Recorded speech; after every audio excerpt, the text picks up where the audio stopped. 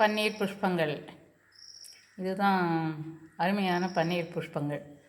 சாமிக்கே உரியது. கோயிலில் மட்டுமே இந்த மரத்தை வளர்ப்பாங்க. நிறைய பூத்து சொரியும். இந்த இலை திருச்செந்தூர் முருகன் கோவிலில் விசேஷமாக விபூதி பிரசாதம் கொடுக்கறதுக்கு பயன்படுத்துகிறாங்க. அதுக்காகவே சில பேரை வச்சு தோட்டம் வளர்த்து தினசரி அதிலேருந்து இலை பறிச்சிட்டு வர்றாங்களாம். அவ்வளோ அருமையான செடி இது. பூ, இலை எல்லாமே சிவனுக்கு உகந்தது, சாமிக்கும் உகந்தது. வீட்டில் வச்சு வளர்க்குறதெல்லாம் அவ்வளோ சுலபம் இல்லைன்னு சொல்கிறாங்க. வளர்க்கவே முடியாதுன்னு சொல்லுவாங்க.